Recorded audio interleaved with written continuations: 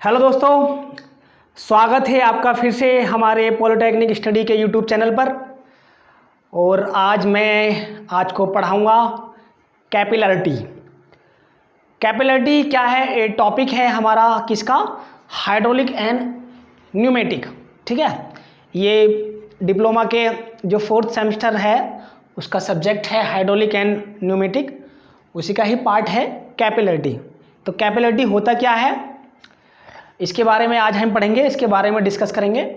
ठीक है, और ये हमारी डेली लाइफ से भी बहुत जुड़ा हुआ है, इसका काफ़ी ज़्यादा ये रोल प्ले करती है हमारी दैनिक लाइफ में, तो मैं साथ के साथ उसको भी रिलेट करता चलूँगा। ठीक है, और जो हमारा लास्ट लेक्चर था उसका वो क्या पढ़ाया था, उसमें सरफेस टेंशन पढ़ाई थी। तो अगर आप उसको भी देखना चाह रहे हैं या फिर जिन स्टूडेंट ने वो नहीं देखा है तो उसका मैं लिंक आपको प्रोवाइड करा दूंगा नीचे डिस्क्रिप्शन में, तो आप उसको भी देख लीजिएगा। ठीक है, तो चलिए आते हैं अपने नेक्स्ट टॉपिक पे। तो कैपिलरिटी होता क्या है? देखो, होता क्या है कैपिलरिटी? क्या है कि कैपिलरिटी एक फिनोमेना है, किसका? वाटर का या किसी भी लिक्विड का। क्या एक फिनोमेना है कि वो कभी, जैसे अगर एक फिनोमेना है राइज और फॉल का, कि जब हम whenever we place small tube in a liquid medium then the rise of water या rise of liquid is known as capillary rise. और अगर फॉल करता है, अगर वो गिरता है तो क्या कहलाएंगी? Capillary depression. ठीक है, क्या कहलाएंगे वो? Capillary depression. तो मैंने ये कुछ लिखा है, ये थोड़ा सा डिस्क्राइब किया इसके बारे में कि it is a phenomena of rise और फॉल। क्या है ये? राइज और फॉल का एक वो है, फिनोमेना है। क्या है ये? राइज और फॉल का फिनोमेना है ऑफ ए लिक्विड सरफेस। किसका? Liquid surface. जो लिक्विड की जो सरफेस है वो कभी चढ़ रही है, कभी गिर रही है, तो इस चीज़ को वो दर्शा रहा है। ठीक है, इन ए स्मॉल ट्यूब। क्या है? एक स्मॉल ट्यूब है relative two adjacent level. Adjacent मतलब लेवल, मतलब जो उसका लेवल है of a liquid when the tube is held vertically in a liquid. मतलब क्या कि जैसे अगर हमारी कोई, देखो ये मैं डायग्राम बना रहा हूँ कि ये हमारा क्या है, एक कोई लिक्विड मीडियम है, सपोज वाटर है। ठीक है, तो अगर मैं कोई नली है, कोई स्मॉल ट्यूब है, क्या है? स्मॉल ट्यूब है, इसके क्या है, जो दोनों एंड हैं, ये दोनों सिरे हैं वो खुले हुए हैं। ठीक है, क्या है? ये खुले हुए हैं। तो अगर हमारा लिक्विड लेवल इतना है, मतलब इसमें जो एडजेसेंट लेवल है ये तो वाटर का क्या है, लेकिन हमारे क्या है, ये राइज कर रहा है, ये जो क्या है वो राइज कर जाता है। कितना? वो यहाँ पर पानी इसके चढ़ जाता है, ऊपर जो वाटर का लेवल है वो यहाँ तक आ जाता है। ठीक है, समझ में आ रहा है कि यहाँ पे जो चढ़ जाता है, जैसे आपने देखा भी होगा कि जो अगर हम कोई खाली एक गिलास की क्या करें, एक खाली ट्यूब लें, अगर हम किसी पानी में उसको डुबोते हैं तो हम देखेंगे कि जो पानी का लेवल होगा एट जो उसके जो पात्र है, जो जिस कंटेनर में पानी भरा हुआ है उसके लेवल से थोड़ा सा पानी का लेवल जो नली में होगा वो हल्का सा ऊपर दिखाई देगा, चढ़ा हुआ दिखाई देगा। तो ये जो फिनोमेना है ये क्या कहलाएगा? Capillary rise.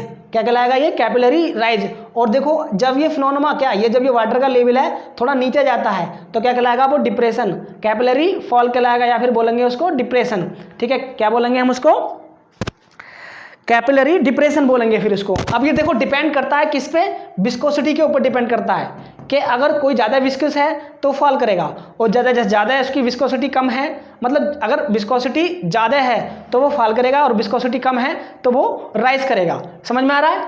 विस्कोसिटी मैंने लास्ट के लेक्चर में बता दिया है, जिन बच्चों को विस्कोसिटी नहीं समझ में आ रही है उसको देख लीजिएगा, आपको बिल्कुल सही तरीके से एकदम समझ में आ जाएगा।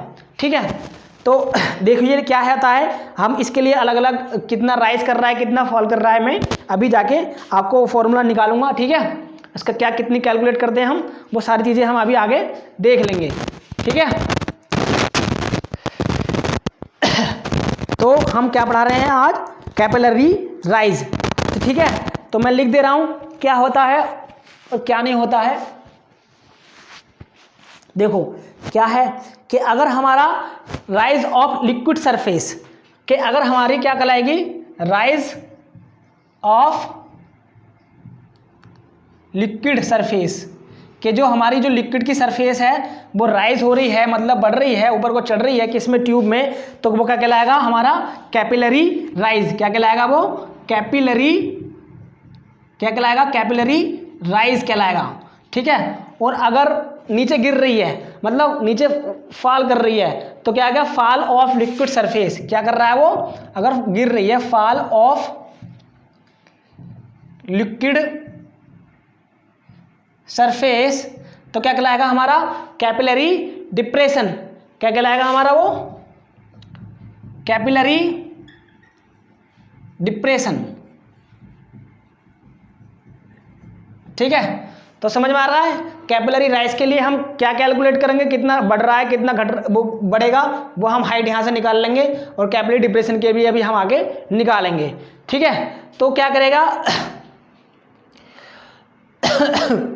और देखो क्या है, जो कैपिलरी का राइज है, और वो है, वो डिपेंड करता है, वो किन किन चीज़ों पर डिपेंड करता है, कि जो कैपिलरी का जो राइज है वो डिपेंड किस पर करेगा, कि it's depend, the capillary depends on, हम लिख सकते हैं यहाँ पर क्या, कैपिलरी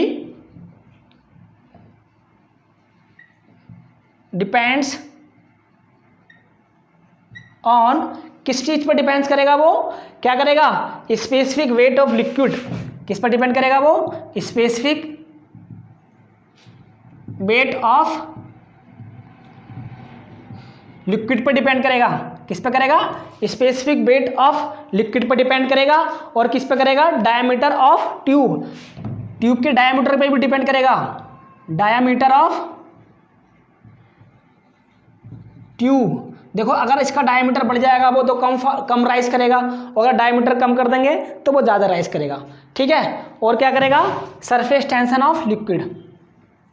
क्या करेगा वो, सरफेस टेंशन ऑफ, दिख रहा है ये सरफेस टेंशन, ये नहीं दिख रहा। और किस चीज़ पर डिपेंड करेगा वो, यहाँ लिख सकता हूँ मैं, सरफेस टेंशन ऑफ लिक्विड। ठीक है, सरफेस टेंशन ऑफ लिक्विड। तो अब हम क्या करेंगे, कैलकुलेट करेंगे कि कैपिलरी राइज में वो कितना राइज कर रहा है, कितनी हाइट तक वो राइज कर जाता है ट्यूब में, हम उसको आगे अभी कैलकुलेट करेंगे। ठीक है, चलिए मिटा दो इसको, नोट कर लीजिएगा, वीडियो को रोक के नोट कर लीजिएगा। ठीक है, समझ में आ रहा है नहीं? अगर कोई फीडबैक देना चाह रहा है तो मुझे कमेंट बॉक्स में बता दो, मैं मॉडिफाई करूँगा अपने आप को। ठीक है, जब तक आप मुझे बताओगे नहीं तो मुझे पता नहीं चलेगा। तो मुझे अपना साथ के साथ कमेंट बॉक्स में फीडबैक भी देते चलिए, उससे क्या होगा कि मैं आने वाले लेक्चर में उस चीज़ को मॉडिफाई करूँगा। ठीक है, तो अब हम क्या निकालेंगे, एक्सप्रेशन फॉर कैपिलरी राइज। क्या निकालने वाले हैं, अब हम एक एक्सप्रेशन निकालेंगे, क्या, कि कितना हमारा expression for capillary, expression for capillary, expression for capillary rise, क्या वो अब हम निकालेंगे। ठीक है, एक्सप्रेशन फॉर कैपिलरी राइज। तो पहला तो हम डायग्राम बना लेते हैं, चलिए डायग्राम बना लेते हैं अब हम।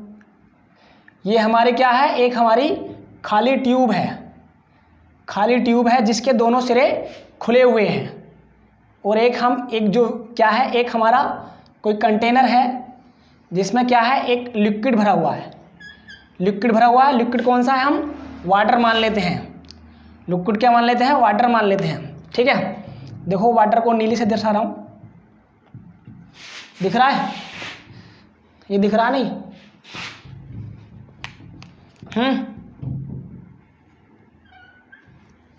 दिख रहा है, चलिए अच्छी बात है, दिख रहा है। तो मैं इसको डेड डैश से क्या कर रहा हूँ, मैं ये वाटर को शो कर रहा है, किसको शो कर रहा है, वाटर को शो कर रहा है। ठीक है, किस चीज़ को शो कर रहा है, ये वाटर को। देखो तो क्या होगा, अब देखो इसमें एक चीज़ और है, इसमें जो दो टाइप के फोर्स और लग रहे हैं मैं उनको भी बताने वाला हूँ। एक उसमें होता है एडहेशन फोर्स, एक होता है कोहेशन फोर्स। कोहेशन फोर्स को हिंदी में बोलते हैं ससंजक बल और एडहेशन फोर्स को बोलते हैं असंजक बल। अब वो कैसे काम करता है मैं इसको भी अभी बताऊँगा आपको। देखो तो यहाँ पर क्या हो रहा है, हमारे कैपिलरी राइज कर रही है। क्या कर रही है, ये राइज कर रही है।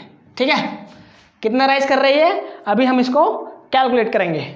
ठीक है, अगर सपोज दैट कितना है ये हमको मान लेते हैं, कितनी हाइट हो रही है इसकी, h। कितनी हाइट कर रहा है इसका, वो h हाइट हमारी इस ट्यूब में ऊपर को चढ़ रहा है, उसमें वाटर का लेवल है वो चढ़ रहा है। तो इस पर एक सरफेस टेंशन काम करेगी। देखो ये सरफेस टेंशन काम कर रही है हमारी, इसको हम कर रहे हैं सिग्मा। सरफेस टेंशन काम कर रही है, ये सिग्मा से डिनोट कर रहे हैं हम इसको, और सरफेस टेंशन सिग्मा से डिनोट कर दी है। जो क्या करेगी, जो हमारी ट्यूब है उससे क्या बना रही है, एक एंगल बनाएगी। एंगल कितना है वो हमारा, एंगल हम थीटा मान लेते हैं। कितना मान लेते हैं, ये थीटा एंगल मान लेते हैं। कितना है ये, थीटा एंगल मान लेते हैं। और इसका जो डायमीटर है किसका, ट्यूब का डायमीटर कितना है, ट्यूब का डायमीटर है भाई d। ट्यूब का डायमीटर हमने d मान लिया। समझ में आ गया। वाटर है और यहाँ पर देखो एडहेशन फोर्स ज़्यादा होगा कोहेशन फोर्स से, दिख रहा है। देखो इसको बोलेंगे हम कैपिलरी राइज, मतलब राइज कर रहा है। जो पानी का लेवल है, जो वाटर का लेवल है वो इस ट्यूब में चढ़ रहा है, ऊपर को चढ़ रहा है। कितना चढ़ रहा है, h मान लिया है हमने कि वो h हाइट तक जा रहा है। इसको निकालेंगे हम, अभी कैलकुलेट करेंगे कितना जा रहा है। तो ये क्यों चढ़ रहा है अभी मैं बताऊंगा। देखो तो इसमें क्या है, देखो अब ये चीज़ देखो, जब हम इस ट्यूब को इस कंटेनर में रख रहे होते हैं तो देखो जो वाटर के मॉलिक्यूल्स होंगे, वाटर के मॉलिक्यूल्स जो होंगे क्या, उसमें कौन सा फोर्स लग रहा है। अगर सेम टाइप्स ऑफ मॉलिक्यूल्स हैं तो क्या होगा हमारा, क्या होगा भाई, अगर सेम टाइप्स ऑफ मॉलिक्यूल्स के बीच में जो फोर्स लग रहा होता है उसको फोर्स को बोलते हैं हम कोहेशन फोर्स। लेकिन अगर डिफरेंट टाइप्स ऑफ मॉलिक्यूल्स आ जाएं, अब देखो क्या है कि जैसे ही वाटर लेवल, जैसे ही हमने इस ट्यूब में रखी तो यहाँ पर देखो इसके मॉलिक्यूल्स होंगे। क्या होंगे, इस ट्यूब के मॉलिक्यूल्स होंगे। ये देखो इससे कांटेक्ट करेंगे। अब इससे कांटेक्ट करेंगे तो क्या होगा कि यहाँ पर जो हमारा एडहेशन है, मतलब क्या हो गया, एडहेशन फोर्स यहाँ पर वो बढ़ जाएगा। एडहेशन फोर्स की वजह से ये ऊपर को खींचेगा। जब ऊपर को खींचेगा तो क्या होगा, वाटर लेवल हमारा चढ़ जाएगा। तो इसका मतलब क्या हो गया कि हमारा एडहेशन फोर्स जो होगा, एडहेशन, ठीक है, एडहेशन फोर्स ज़्यादा होगा किससे, कोहेशन से। आ नहीं रहा है ना, यहाँ पर हम बोलेंगे adhesion force greater than cohesion force. ठीक है, समझ में आ गया कि अगर सेम इसमें हमारा एडहेशन फोर्स ज़्यादा होगा कि यहाँ पर बढ़ रहा है, समझ में आ रहा है। और एक सरफेस टेंशन भी लग रही है यहाँ पर। सरफेस टेंशन कितनी लग रही है, वो सिग्मा लग रही है। समझ में आ गया। तो चलिए कर लेते हैं कैलकुलेट कि कितना हमारा बढ़ रहा है। तो देख लीजिए डी क्या है, हमने क्या है लेट कर लेते हैं, मान लिया है हमने क्या, डी क्या है, डायामीटर ऑफ ग्लास ट्यूब। क्या है, diameter of glass tube, tube का डायामीटर है डी। ठीक है, और एच क्या है,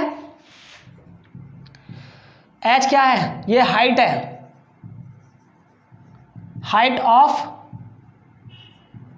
लिक्विड राइज, कितना वो बढ़ रहा है, हाइट ऑफ लिक्विड राइज। ठीक है, समझ में आ गया। अब एक चीज और है, देखो क्या है कि इस पर एक सरफेस टेंशन भी लग रही है। ठीक है, तो सरफेस टेंशन भी लिख दे रहे हैं हम, सरफेस टेंशन, जो surface tension on liquid surface, on liquid surface, और एक थीटा है।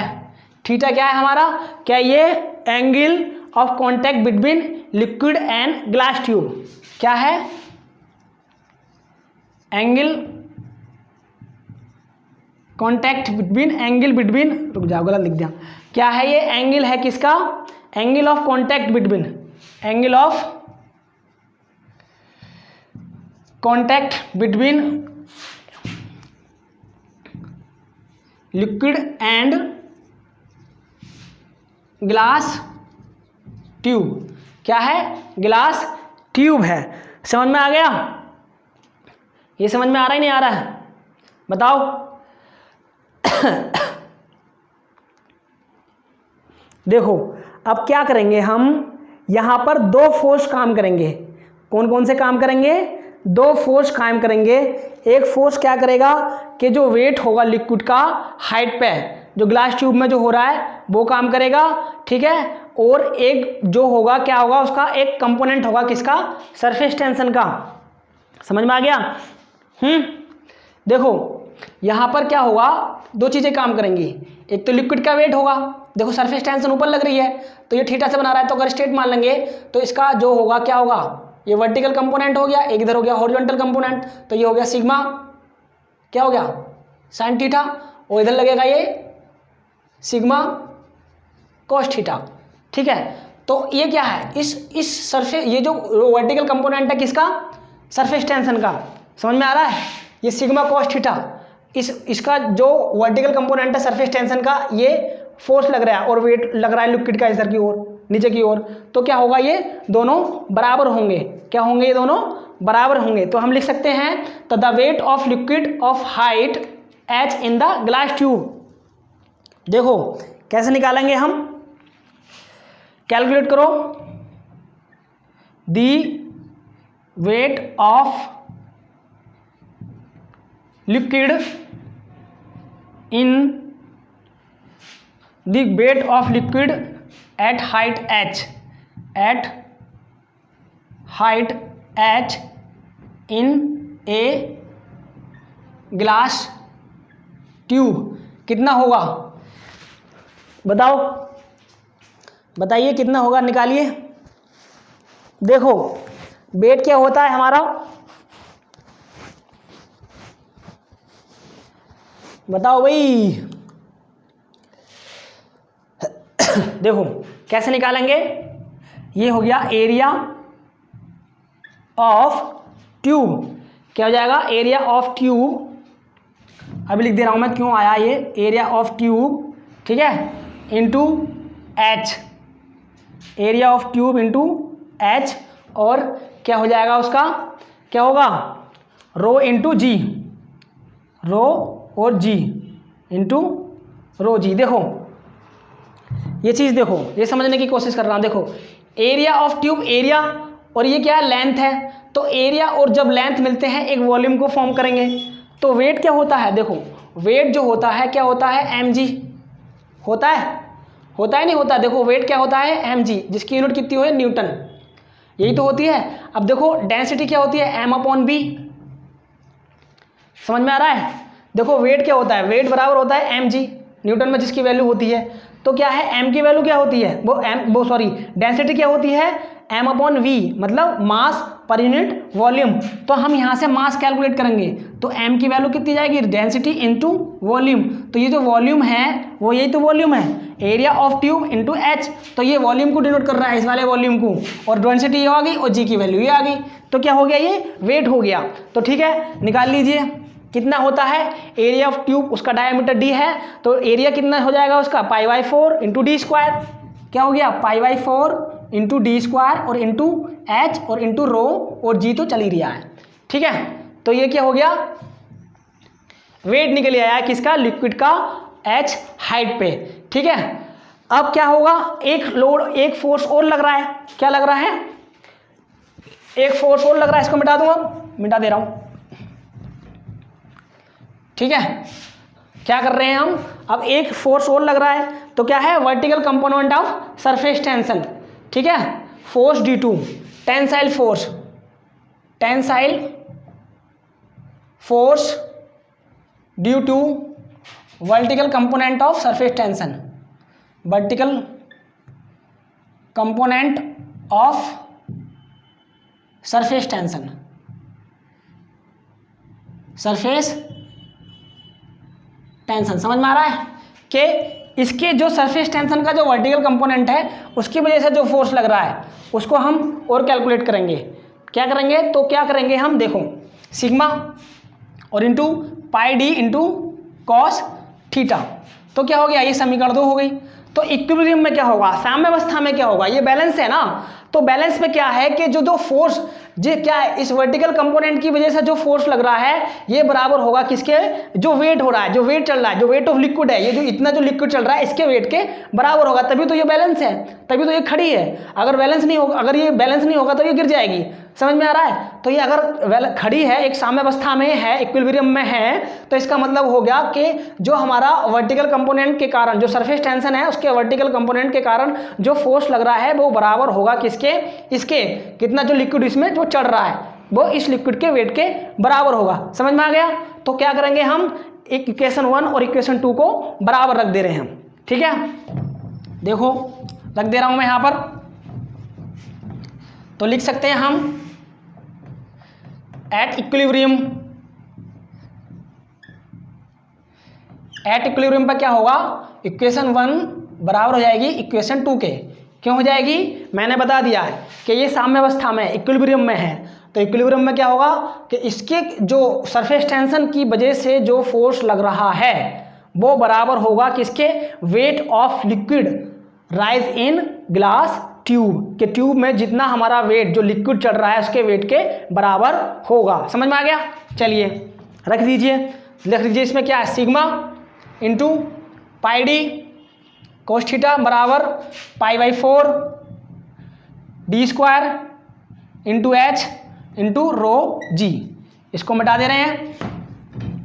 तो हमें एच की वैल्यू फाइंड आउट करनी है, किसकी वैल्यू फाइंड आउट करनी है, हमें एच की वैल्यू, इस वाले एच की वैल्यू क्या फाइंड आउट करनी है कि हमारा कितना वाटर है वो हमारा ट्यूब में कितना बढ़ रहा है, कितना वो राइज कर रहा है, ठीक है। तो एच की वैल्यू निकालो। देखो क्या पाई से पाई कट गया, ईडी से ईडी कट गया, ठीक है, और एच की वैल्यू निकाल लो। तो एच की वैल्यू क्या होगी, 4 सिग्मा और क्या होगी रो जी, एक ही डी बचेगा यहाँ पर, 4 सिग्मा और यहाँ पर डी बचेगा ना एक, तो क्या बचेगा डी इंटू रो जी। क्या बोलेंगे हम, 4 सिग्मा या री जी बोल देंगे, ठीक है। और क्या है, देखो रो जी क्या होती है हमारी, एक स्पेसिफिक वेट होता है किसका, लिक्विड का।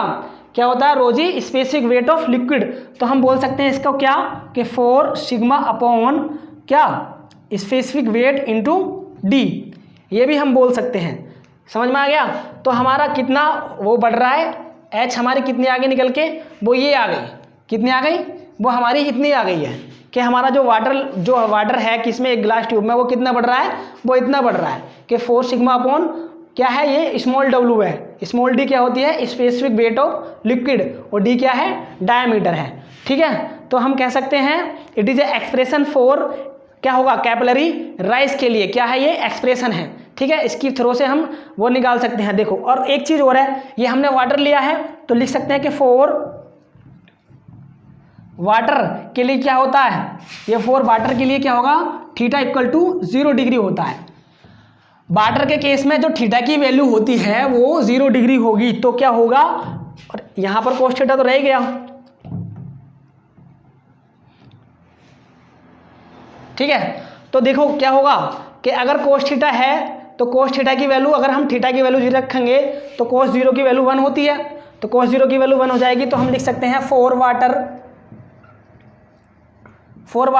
एच बराबर क्या आ जाएगा, 4 sigma upon rho g into D, या फिर 4 सिग्मा अपॉन डब्ल्यू डी। समझ में आ गया, समझ में आ गया ना इतना, ठीक है, समझ में आ गया। अब दिखा लेंगे हम। चलिए ये क्या है, ये फॉर्मूला है किसके लिए, कैपिलरी राइज के लिए, ठीक है। ये चीज़ हमारी कंप्लीट होगी। अब क्या लेंगे हम, अगला नेक्स्ट टॉपिक है एक्सप्रेशन ऑफ कैपिलरी फॉल, कि हमारा वो कितना फॉल के लिए मतलब कितना हो रहा है। अब देखो वाटर के केस में तो हमारा राइज कर रहा था, लेकिन अगर हम वाटर की जगह क्या ले लेते हैं, मरकरी ले लेते हैं, तो क्या होगा, वो ज़्यादा विस्कस होती है। विस्कस का मतलब क्या है कि जब ज़्यादा विस्कस है कोई चीज़ तो उसका मतलब क्या है कि उसके जो कोहेशन फोर्स है वो ज़्यादा होगा as compare to adhesion force के लिए। ठीक है, तो मैं दिखा दे रहा हूँ, इसको मिटा देता हूँ, इसको नोट कर लीजिएगा सभी। ठीक है, कैपिलरी राइज की जगह क्या जाएगा हमारा, कैपिलरी फॉल। नेक्स्ट टॉपिक हमारा फॉल बोलेंगे इसको। ठीक है, मैं डायग्राम अभी बता रहा हूँ कैसे कैसे इसको अब निकालेंगे। एक्सप्रेशन दोनों के लिए सेम है, बस समझने वाली बात है।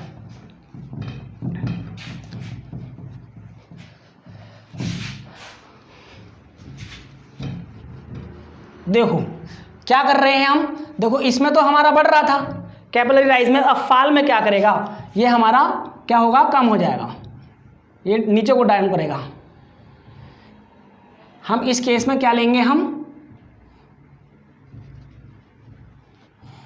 क्या लेंगे, अब हम यहां पर ले रहे हैं मरकरी। क्या लेंगे, अब हम मरकरी लेंगे। अगर मरकरी का लेवल इतना है, सपोज यहां पर मरकरी का लेवल है, ठीक है, समझ में आ रहा है, मरकरी का लेवल है, तो क्या करेंगे हम, हमारा गिर रहा है, ठीक है, तो यहाँ पर हमारी सरफेस टेंशन काम करेगी, ये सिग्मा, ये सिग्मा, ये क्या हमारी एच जी है, एच जी मतलब इसके अंदर मरकरी भरी हुई है। ठीक है, एच जी क्या है, वाटर की जगह हमने मरकरी ले लिया, तो मरकरी में क्या है, ये ज़्यादा विस्कस होगा तो इसमें कैपिलरी फॉल कर जाएगा। देखो इसका क्या है, वैसे तो लेवल यहाँ तक है, मरकरी भरी हुई है भीतर उसके अंदर, लेकिन क्या है, ट्यूब में वो यहाँ तक आ रही है, समझ में आ गया, ट्यूब में हमारी वो यहाँ तक आ रही है, मतलब इसका जो एडजेसेंट लेवल है ये वाला, इस लेवल से वो गिर गया। कितना गिर गया, इसको हाइट मान लेते हैं h, कितना है, ये h हाइट है, इसको भी हम h मान लेते हैं, कहाँ से, यहाँ से, कि वो h हाइट तक हमारा गिर चुका है। ठीक है, कितना है वो हमारा, h हाइट तक गिर रहा है, सही है। अब देखो इसमें जो सरफेस टेंशन है वो नीचे की ओर लगेगी, लेकिन यहाँ पर जो उसका जो प्रेशर फोर्स होगा वो ऊपर की ओर लगेगा। कहाँ लगेगा, ये ऊपर की ओर लगेगा, डेल पी, ये फोर्स हमारा ऊपर की ओर लगेगा, क्योंकि सरफेस टेंशन नीचे को लग रही है।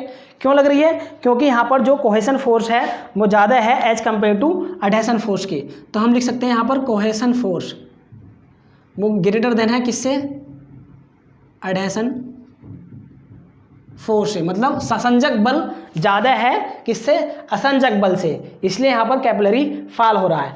ठीक है, तो लिख सकते हैं, तो क्या है, एच हमारी क्या है, वही है, क्या बताओ, एच हमारी कितनी, वो क्या कर रहा है, वो उस पर एच जो हमारा वो कैपिलरी जो ट्यूब में जो उसका लेवल है वो कम हो रहा है, कितनी हमारी है, वो एच है, समझ में आ गया। चलिए ठीक है, तो लिख सकते हैं कि यहाँ पर दो फोर्स काम कर रहे होते हैं। ठीक है, एक फोर्स तो वो हो गया, ठीक है, एक फोर्स क्या हो गया हमारा,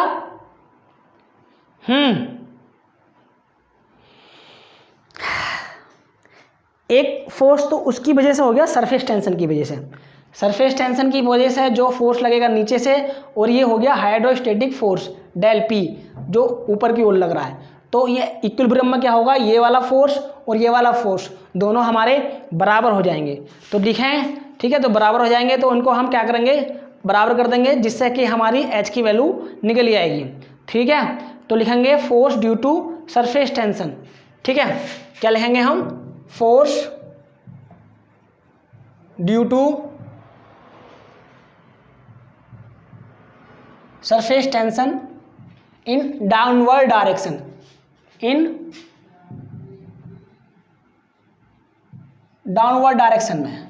ठीक है, डाउनवर्ड डायरेक्शन में लग रहा है, और डाउनवर्ड डायरेक्शन में क्या लग रहा है भाई, वही लग रहा है, उसका वही कंपोनेंट ले लेंगे, सिग्मा इंटू पाई डी और कॉस थीटा। क्या ले लेंगे, sigma into pi D cos theta ले लेंगे। ठीक है, क्या ले लेंगे,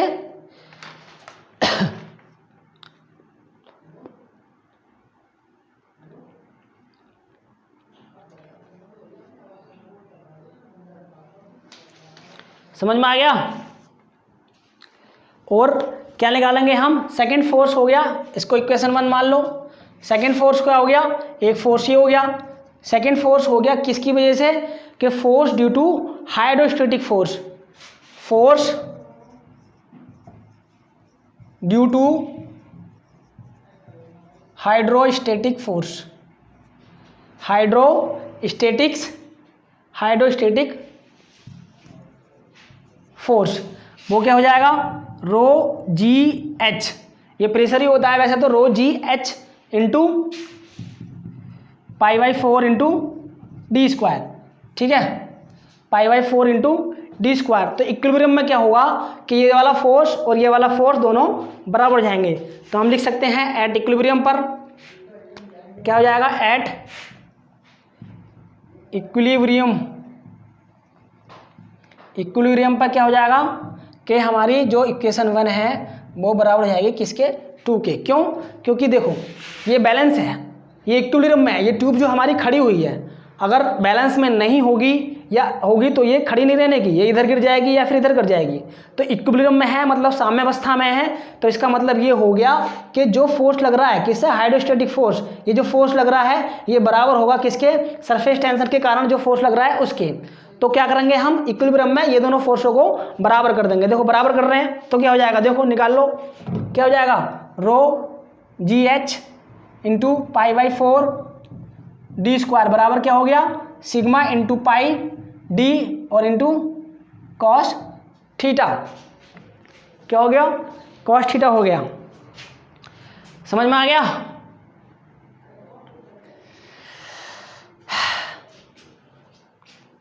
समझ में आ गया नहीं, चलिए ठीक है। तो क्या हो गया, ये हो गया। अब क्या करेंगे हम, पाई से पाई कट गया, डी से ये वाला डी कट गया, और तो कुछ कर नहीं रहा है, cos थीटा बचा। तो h की वैल्यू दिख रहा है, नहीं दिख रहा ना, मैं यहाँ ले लाऊं इसको, तो क्या करेंगे, यहाँ ले लाऊं तो क्या हो जाएगा, h की वैल्यू यहाँ पर जाएगी कितनी, h की वैल्यू जाएगी हमारी 4 sigma cos theta upon rho g into D, rho g बचेगा और एक डी यहाँ से बच जाएगा। तो ये h की वैल्यू होगी किसके लिए, 4Hg मरकरी के केस में, ठीक है, मरकरी के केस में होगी, ठीक है। और मरकरी के लिए कितनी होती है, थीटा की वैल्यू 128 डिग्री होती है थीटा की वैल्यू, ठीक है। तो हम कह सकते हैं क्या, ये वैल्यू हो गई किसके, एच के लिए, कि मरकरी के लिए इतनी वैल्यू होती है, ठीक है। एक्सप्रेशन दोनों के सेम है, बस थीटा की वैल्यू चेंज है। थीटा की वैल्यू वाटर के लिए 0 डिग्री होती है और मरकरी के लिए कितनी होती है, 128 डिग्री, ठीक है। चलिए आज के लिए इतना ही काफ़ी है, मिलते हैं अपनी नेक्स्ट लेक्चर से नए टॉपिक से। इसी चैनल पर जुड़े रहिएगा हमारे, और ज़्यादा से ज़्यादा शेयर करने की कोशिश कीजिए, ठीक है। Thank you, bye bye.